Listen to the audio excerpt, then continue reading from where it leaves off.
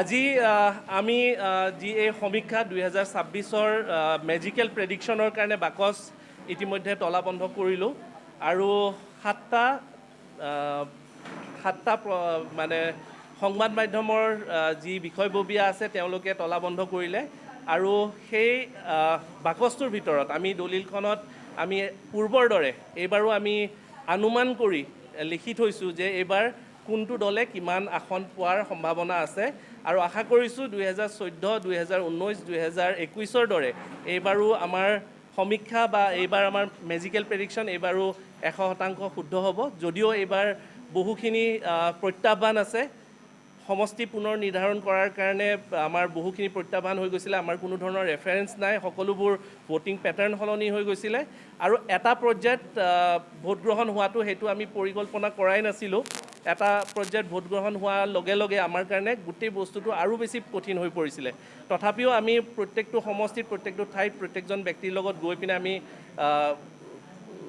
খবৰ ল'বলৈ চেষ্টা কৰিছোঁ। আমি সঠিক গ্ৰাউণ্ড লেভেল এনালাইচিছ কৰিবলৈ আৰু লগতে যি মেজিকেল প্ৰেডিকশ্যন, মেজিকেলি ফৰ্মুলা যিটো ইউজ কৰি আমি প্ৰেডিক্ট কৰোঁ যিকোনো আন বস্তু, সেইবোৰো আমি কৰিবলৈ আমি যিখিনি পাৰোঁ আমি চেষ্টা কৰিছিলোঁ আৰু আশা কৰিছোঁ যে এইবাৰো আমি সফল হ'ব আৰু 100% শুদ্ধ হ'ব বুলি আমি আশা ৰাখিছোঁ।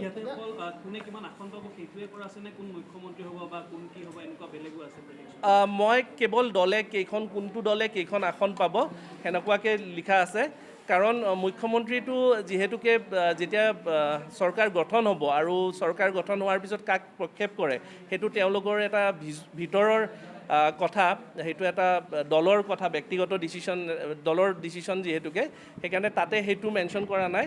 যদিও মই মুখ্যমন্ত্ৰী সলনি হোৱাৰ কোনো ধৰণৰ আশা মই দেখা নাই, যিটো ৰিজাল্ট ওলাব। কিন্তু এই যিটো এক্সিট পল ওলাই আছে, এই এক্সিট পলৰ লগত আপোনাৰ যিটো পূৰ্বানুমান হয়, তাৰে কিমানখিনি মিল আছে? প্ৰায়বোৰ এক্সিট পল মিলিছে। যোৱা বৰ্ষবোৰত কি হয়, আমি এক্সিট পলৰ বহুত আগতে দি দিওঁ। এইবাৰ যিহেতুকে নিষেধাজ্ঞা আছিলে সেইকাৰণে এক্সিট পল আগতে ওলাল, আমাৰ বাকচ বন্ধ যি প্ৰক্ৰিয়া সেইটো পিছত কৰিবলগীয়া হ'ল। কিন্তু এইবাৰ প্ৰায়বোৰ এক্সিট পলৰ লগত সমীক্ষা, আমাৰ যি মেজিকেল প্ৰেডিকশ্যনৰ সমীক্ষা মোটামুটি মিলিছে, প্ৰায়খিনি মিলিছে।